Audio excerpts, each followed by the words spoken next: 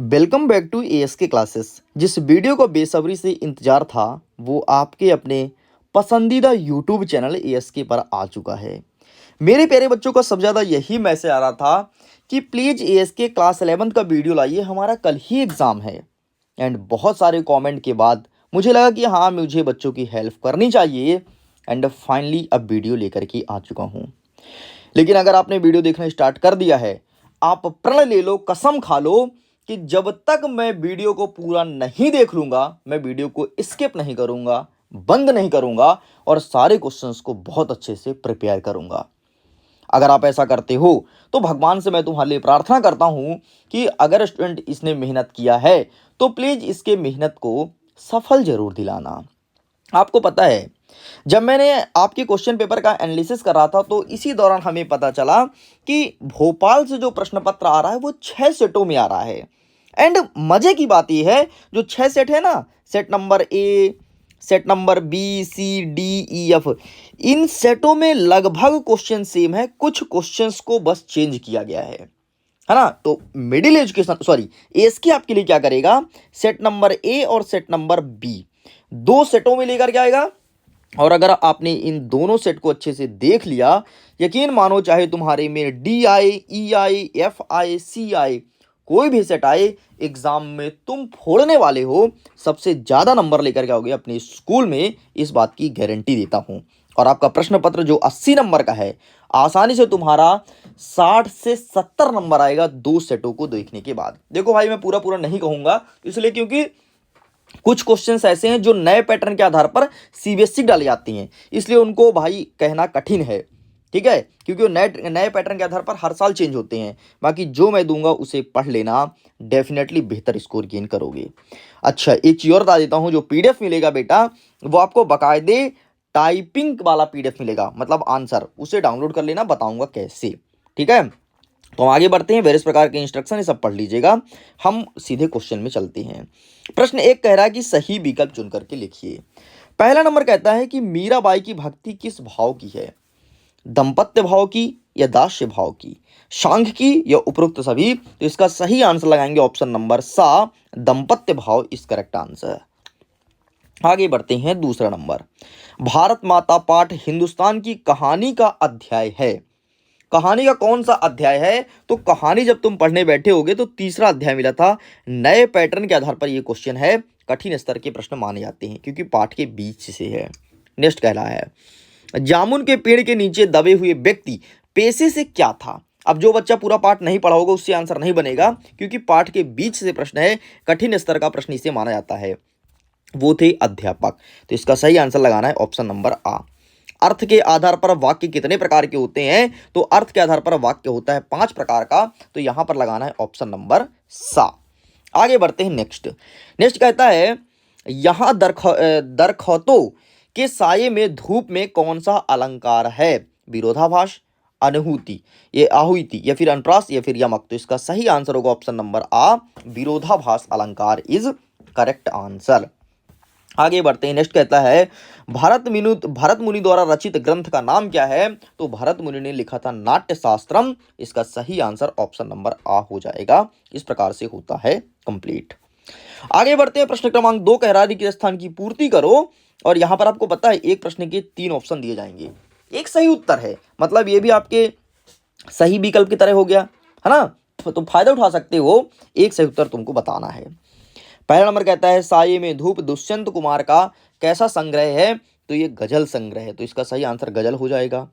दूसरा नंबर कहता है, पटकथा को अंग्रेजी में क्या कहते हैं, तो पटकथा को अंग्रेजी में कहते हैं स्क्रीन प्ले। तो यहां पर आपका ये हो जाएगा सही उत्तर। नेक्स्ट कहता है, रस के कितने अंग माने गए हैं। रस के अगर मैं प्रकार की बात करूं तो रस के 4 प्रकार होते हैं, लेकिन अंग की बात करूं तो 10 अंग होते हैं। लेकिन हमारा ऑप्शन में 10 नहीं दिया है बल्कि 9 दिया है, तो 9 आपको लगाना है। अभी वर्तमान में 10 हो गए हैं, 10वां आपका वात्सल्य है। और पता है तुमको 11वां जुड़ने वाला है भक्ति रस, ठीक है।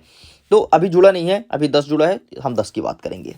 नेक्स्ट कहता है, विदाई संभाषण व्यंग किस पर लिखी गई है, लॉर्ड जॉर्ज, लॉर्ड मैकाले या कर्जन। तो इसका सही आंसर देना है option number second, Lord Macaulay के ऊपर लिखा गया है। आगे बढ़ते हैं, नेक्स्ट कह रहा है, पांचवा नंबर, डैश डैश को हिंदी निबंध का स्वर्ण काल माना जाता है, प्रसाद युग, द्विवेदी या शुक्ल युग। तो इसका सही आंसर आपको लिखना है द्विवेदी युग। इस टाइम पर सबसे ज्यादा निबंध की रचना हुई है, इसलिए इसे निबंध का स्वर्ण काल माना जाता है। नेक्स्ट आगे बढ़ते हैं। संचारी भाव की संख्या कितनी है? तो 33 होती है। बच्चे बच्चे को पता है, एमपी बोर्ड का पसंदीदा प्रश्न। कभी ये प्रश्न कक्षा 9वीं में पूछेगा, कभी 10वीं, कभी 11वीं, तो कभी 12वीं में पूछता है, लेकिन पसंदीदा है। ठीक है, चलो आगे बढ़ते हैं। नेक्स्ट, सही जोड़ी मिलाइए फटाफट। इसको थोड़ी मैं जूम आउट करता हूं और सारी सही जोड़ी को अच्छे से कवर अप करता हूं। भाई जूम आउट नहीं हो रहा है। ठीक है, पहला नंबर कहता है सोने पर सुहागा, तो इसका सही आंसर हो जाएगा आपका भवानी प्रसाद मिश्र। दूसरा नंबर कहता है कुल की कनी, तो इसका सही आंसर हो जाएगा परिवार की मर्यादा। नेक्स्ट कहता है साकेत, तो इसका सही आंसर हो जाएगा मैथिली शरण गुप्त। नेक्स्ट कहता है गलता लोहा, तो इसका सही आंसर हो जाएगा शेखर जोशी। नेक्स्ट कहता है कृष्ण चंदर, तो इसका सही आंसर हो जाएगा आपका कागज का नाव। नेक्स्ट कहता है विलायक खा, तो इसका सही आंसर हो जाएगा आपका सितार वादक। और नेक्स्ट आपको कहता है सरकारी कामकाज की भाषा, तो हो जाएगा राजभाषा। इस प्रकार से ये होता है कंप्लीट। आगे बढ़ते हैं। नेक्स्ट हमारा प्रश्न क्रमांक 9 कह रहा है, जिसमें कह रहा है एक वाक्य में उत्तर दीजिए। पहला नंबर कहता है कि छायावाद के प्रवर्तक का नाम क्या है? तो यहां पर बढ़िया लिख देना भाई, जयशंकर प्रसाद। ये है छायावाद के प्रवर्तक। नेक्स्ट कह रहा है कि मुहावरा किस भाषा का शब्द है? जो मुहावरा है बेटा वो अरबी भाषा का शब्द है, तो आपको यहां पर लिखना है अरबी। नेक्स्ट कह रहा है आपका कि चरण में मात्राओं के आधार पर सोठा छंद के ठीक उल्टा क्या क्या कौन सा छंद होता है? तो सोठा का उल्टा होता है दोहा, तो यहां पर दोहा लिख देना। ठीक है, नेक्स्ट कहता है टीवी अर्थात टेलीविजन। ठीक है, सेवा में दूरदर्शन नाम कब आया? मतलब कब से इसे दूरदर्शन कहा जाने लगा? तो 1975 से टीवी को टेलीविजन या दूरदर्शन कहा जाने लगा। नेक्स्ट कहता है लता जी की लोकप्रियता का मुख्य मर्म क्या है? मतलब क्यों इतनी लोकप्रिय हुई? सबसे पहली बात, उनकी आवाज बहुत सुरीली थी और जो भी शब्द का उच्चारण करते थे ना, स्पष्ट उच्चारण होता था, इसलिए वो लोकप्रिय थी। मतलब सभी को समझ आता था कि कहना क्या चाहती हैं, ऐसा नहीं कि अधिक समझ नहीं आ रहा है। नेक्स्ट कह रहा है जामुन का पेड़ कहाँ गिरा था? कठिन स्तर का प्रश्न माना जाएगा क्योंकि पाठ के बीच से है, ये गिरा था सड़क के किनारे। अच्छा, इसके नीचे कौन दबा था ये चीज तुमको पता है, ऊपर मैंने डिस्कस कर लिया।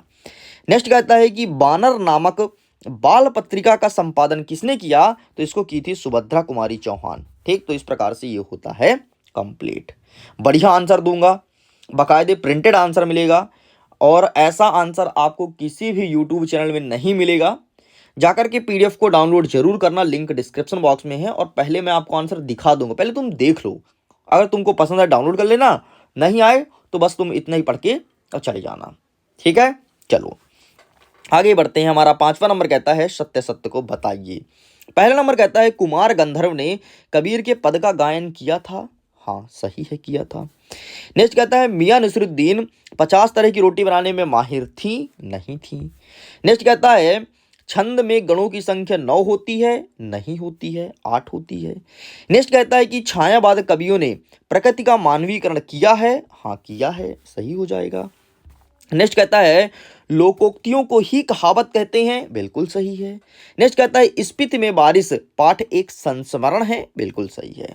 तो गलत है तो केवल वो है 2 और 3, बाकी सब कुछ है सही। अब यहां से हम तुमको दिखाएंगे प्रिंटेड आंसर। ठीक है, बाकी टेलीग्राम वगैरह में जरूर जुड़ना, सबका लिंक डिस्क्रिप्शन बॉक्स में दिया गया है। अब अगर बच्चों के मन में प्रश्न होगा कि सर ये जो आप दिखा रहे हो कौन सा सेट कहलाएगा, तो बेटा ये कहलाएगा आपका सेट नंबर बी। थोड़ी देर बाद सेट नंबर ए अपलोड करूंगा, दोनों देख लिए तो भाई साहब बल्ले बल्ले, मजे ही मजे, फिर बोलोगे अपने भाई की मजे मजे। ठीक है, नेक्स्ट कह रहा है 6वां नंबर, मायके आई बहन के लिए कवि ने घर को परिताप का घर क्यों कहा है? अथवा में कहता है कि अपना घर से क्या तात्पर्य है, इसे भूलने की बात क्यों कही गई? आगे बढ़ते हैं। 7वां नंबर कहता है भक्ति काल को हिंदी साहित्य का स्वर्णयुग क्यों कहा जाता है? एंड अथवा में कहता है कि छायावाद कवि की 2 विशेषता। ये 2 प्रश्न हर बार पूछता है यार, कक्षा 9, 10, 11, 12। मैंने तो भाई पिछले 4 साल का मुझे एक्सपीरियंस है यूट्यूब में पढ़ाने का, और मैं देखता हूँ हर साल पूछता है। ठीक है, इस बार भी आएगा। नेक्स्ट हमारा 8वां नंबर कहता है कि जीवनी और आत्मकथा में अंतर लिखो। एंड अथवा में कहता है कि भारतेंदु युग के दो प्रमुख निबंधकारों का नाम लिखना है और उनकी रचना भी बतानी है। 2 नंबर का प्रश्न है, मतलब सभी की एक एक रचना बतानी है। आगे बढ़ते हैं। 9वां नंबर कहता है कि पाथेर पंचाली फिल्म की शूटिंग का काम 2.5 साल तक क्यों चला। बहुत अच्छी मूवी है पाथेर पंचाली, देखना बहुत मजा आता है, मैंने तो भाई देख रखी है। ठीक है, बढ़िया। अरहर की किसमें सनई का खेत क्या होता है ना, वो झाड़ू वाला जिससे बनता है यार, जिसे झाड़ू बनाते हैं, वहाँ बढ़िया शूटिंग कर रहा था। तो क्या हुआ कि आधा शूटिंग कर लिया और फसल नष्ट हो गया, सूख गया। अब सूख गया तो आधा शूटिंग करने के लिए उसे रुकना पड़ा था कि जब फिर से खेत में हरियाली आएगी उसी स्थान पर फिर से शूटिंग करेंगे। भाई ऐसे ऐसे मूवी की शूटिंग चलती है, इसलिए 2.5 साल चढ़ा। 2.5 मतलब 2.5 साल।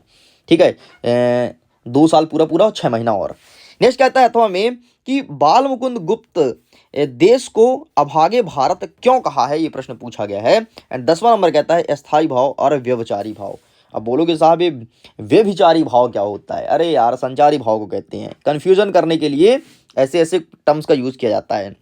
अथवा कहता है शब्द शक्ति से क्या तात्पर्य है, एक शब्द शक्ति का एग्जाम्पल सहित समझाना है। तो चल भाई अब हम आंसर देखते हैं 6 से लेकर के 10 तक का, फिर आगे के प्रश्न को देखेंगे, फिर आगे के उत्तर को कवर करेंगे। तो ये रहा है आपके सामने मॉडल आंसर, जो कि बढ़िया टाइपिंग करके लाया गया है और ऐसा कंटेंट पूरे यूट्यूब चैनल में नहीं मिलेगा।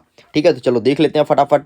नेक्स्ट मीराबाई का आंसर ये रहा, ये रहा, ये रहा प्रश्न क्रमांक 1 का उत्तर, स्क्रीनशॉट ले सकते हो। आगे बढ़ते हैं, रहा प्रश्न क्रमांक 2 का उत्तर और यही पीडीएफ दिया जाएगा। ठीक है, ये रहा प्रश्न क्रमांक 3 का उत्तर, आप इसका स्क्रीनशॉट ले लो। ये रहा 4 का उत्तर, आप इसका भी स्क्रीनशॉट ले लीजिए। ये रहा आपके सामने प्रश्न क्रमांक 5 का उत्तर, इसका स्क्रीनशॉट ले लो। इस प्रकार से यहाँ तक होता है कंप्लीट। ये रहा 6 का उत्तर, इसका स्क्रीनशॉट ले लो। देखो ना बढ़िया, आपका ये पहले मैं 6 लिख दिया हूँ, फिर यहाँ पर थोड़ी प्रश्न लिख दिया हूँ, फिर बाकायदे उत्तर लिखा हूँ, फिर यहाँ पर अथवा का भी दिया हूँ प्रश्न लिख के उत्तर। मतलब काम एकदम शानदार वाला हुआ है भाई साहब। ठीक है, एकदम मॉडल आंसर बनाया हूँ। नेक्स्ट ये रहा 7वें नंबर का, ऐसे ही है बढ़िया, इसे भी देख लीजिए। ये रहा है आपके सामने 8वें नंबर का। तो देखो यार, अगर तुम्हारे लिए काम शानदार करता हूँ तो वीडियो को लाइक करके शेयर जरूर करना है दोस्तों के साथ। और ये रहा 90 नंबर का, पाथेर पंचाली फिल्म, बड़ी अच्छी मूवी है, देखना जरूर, बहुत मजा आता है। ठीक है, एक ठो मर जाता है इसमें बीच में, अब वो मर गया तो किरदार ढूंढ रहा है कि अरे भैया अब इसके स्थान पे किसको बनाएं। ठीक है, बड़ा बहुत ही अच्छा मूवी है यार। ठीक है, एक बार कुत्ते का सूट है तो कुत्ते सही तरीके से शूटिंग करवाते ही नहीं, मतलब कुत्ता ही तो है यार, अब इंसान थोड़ी ना है कि मार दो समझा दो, तो बेचारे उसकी शूटिंग में बहुत टाइम लग गया। इस प्रकार से बनाया गया है। ये रहा 10 तक का उत्तर। चलिए अब हम आगे क्वेश्चंस को कवर अप करते हैं, फिर आंसर को देखेंगे। हमारा प्रश्न क्रमांक 11 कह रहा है कि राष्ट्रभाषा और राजभाषा में क्या अंतर है। राजभाषा मतलब जो अपने राज्य के में उपयोगी होता है, या जिस भाषा में राज्य की काम होती है उसे राजभाषा कहते हैं। राष्ट्रभाषा मतलब जिसमें देश की काम होती है, इसमें 2 अंतर बताना है। एंड अथवा पूछा गया है कि वाक्य को शुद्ध करना है। जैसे कह रहा है कि बंदूक एक उपयोगी शस्त्र है, तो शस्त्र उसे कहते हैं जो फेंक करके चलाते हैं, बंदूक को फेंक करके नहीं चलाते, बल्कि बंदूक को हाथ में पकड़ के गोली चलाते हैं। तो इसका सही वाक्य बनेगा बंदूक एक उपयोगी अस्त्र है। नेक्स्ट कहता है वह संतान को लेकर के दुखी है, नहीं वह संतान से दुखी है, ये संतान के कारण दुखी है, ये सही उत्तर होगा, लेकर के दुखी नहीं है।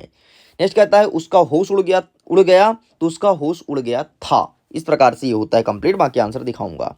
12 नंबर कहता है कि क्रिया विशेषण किसे कहते हैं, एग्जाम्पल के थ्रू इसे एक्सप्लेन करना है। अथवा में कहता है पीत पत्रकारिता से क्या समझते हैं, इसे अंग्रेजी में कहते हैं येलो जर्नलिज्म। इसमें पता है क्या होता है, पीत पत्रकारिता मतलब किसी भी चीज को भ्रामक खबर फैलाना। ठीक है, अतिशयोक्ति मतलब बढ़ा चढ़ा करके वर्णन करना, इसे कहते हैं पीत पत्रकारिता। और आजकल देखे होंगे कि बहुत सारे लोग ऐसा आरोप प्रत्यारोप लगाते हैं कि मोदी जी जब से सरकार बने हैं तो जितने भी न्यूज़ चैनल वाले हैं सब बिक चुके हैं, ऐसा कहते हैं। भाई मुझे नहीं पता क्या कितनी सच्चाई इस बात पे। 13वां नंबर कहता है यमक अलंकार की परिभाषा एग्जाम्पल सहित देना है। एंड अथवा कहता है कि प्रबंध काव्य और मुक्तक काव्य के 2 अंतर बताइए। 14 नंबर कहता है कि चित्रपट संगीत ने लोगों के कान बिगाड़ दिए, कुमार गंधर्व ने ऐसा क्यों कहा। और अथवा कहता है कि बेबी हलदार को लिखने के लिए कौन कौन प्रोत्साहित करते थे। 15 नंबर कहता है पेज 3 पत्रकारिता को समझाइए। एंड अथवा में कहता है अर्ध सरकारी पत्र और औपचारिक पत्र में क्या अंतर होता है। 16 नंबर देख लेते हैं मीराबाई और भवानी प्रसाद मिश्र की काव्यगत विशेषताएं बतानी है कुछ बिंदुओं के आधार पर। 2 रचना, भाव पक्ष और कला पक्ष, इतना बताना है। 3 नंबर का प्रश्न है, 3 नंबर का प्रश्न यहाँ से स्टार्ट होता है। तो चलिए अब हम 16 तक उत्तर देख लेते हैं, फिर आगे के आंसर को कवर अप करने वाले हैं। ये रहा है आपके सामने प्रश्न क्रमांक 11 का उत्तर, जिसमें राष्ट्रभाषा और राजभाषा में अंतर बोला गया था। एंड अथवा देख लो वाक्य को शुद्ध करना था, तो ये मैंने शुद्ध वाक्य लिख दिया। आपके सामने 12 नंबर का उत्तर रहा, क्रिया विशेषण किसे कहते हैं, एंड अथवा वाला देख लो, पीत पत्रकारिता से क्या समझते हो, ये रहा इसका आंसर। आपके सामने 13 नंबर का आंसर, ऊपर में यमक अलंकार पूछा था और नीचे बोला था कि प्रबंध और मुक्तक काव्य में अंतर, तो ये रहा, टेक अ स्क्रीनशॉट।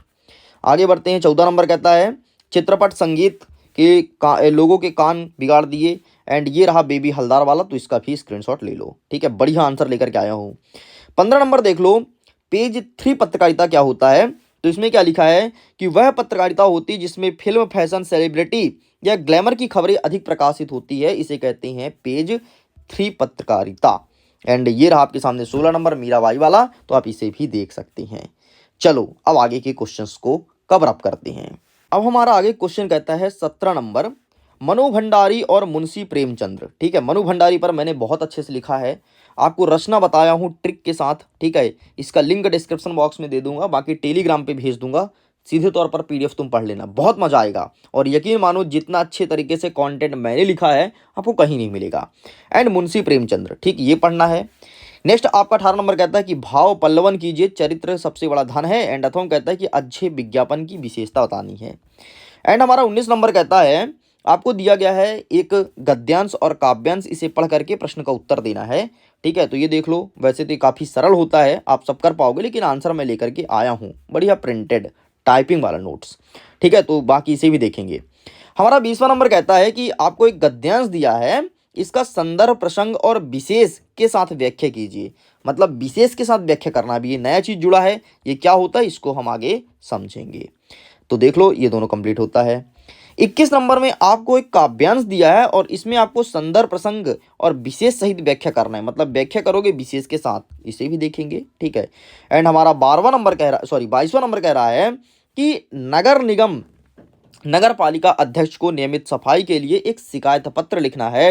एंड अथवा में कहता है कि आपका एक मित्र है जिसे हो गया है HMPV virus, humanoid metapneumovirus, जो कि अभी फैला है, इससे बचने की कौन कौन सी सावधानियां हैं अवगत कराना है, एक पत्र लिखना है। एंड 23वां नंबर, किसी एक पर रूपरेखा सहित निबंध लिखना है, ध्यान से देख लो, रूपरेखा सहित आपको निबंध लिखना है। यहाँ पर कई सारे लिखे हैं, जो ठीक लगे वो लिख लेना, इसका आंसर मैं नहीं दिखाऊंगा क्योंकि आप सबके पास इसका आंसर अवेलेबल जरूर होगा। अगर आप मेरी बात मानो कि सर आप बता दो हम कौन सा पढ़ लें, तो मैं तो यही बोलूंगा भाई कि आप पढ़ लो विद्यार्थी जीवन में अनुशासन। ऐसा मैं क्यों सजेस्ट कर रहा हूं, क्योंकि आप स्वयं एक विद्यार्थी हो और आप एक अच्छे विद्यार्थी हो, तभी जाकर के वीडियो को एंड तक देखियो, मतलब तुम्हारा पढ़ाई के प्रति दिलचस्प है तो इस पर तुम लिखो, बहुत अच्छे से लिख पाओगे क्योंकि तुम स्वयं अपने बारे में लिख रहे हो। तो चलो आगे के बचे हुए आंसर 17 से लेकर के 22 तक देख लेते हैं, फिर हम आपको बता देंगे पीडीएफ कैसे डाउनलोड करना है। लेकिन अगर कोई बच्चा जानना चाहता है, लिंक डिस्क्रिप्शन बॉक्स में सिंपल सा डाउनलोड करो, टेलीग्राम पर एक लिंक दूंगा, वहां से क्लिक करके डाउनलोड कर लेना, मतलब कहीं भी जाओ यार, अगर तुम ASK से जुड़े हो हर जगह तुम्हें कंटेंट मिलेगा।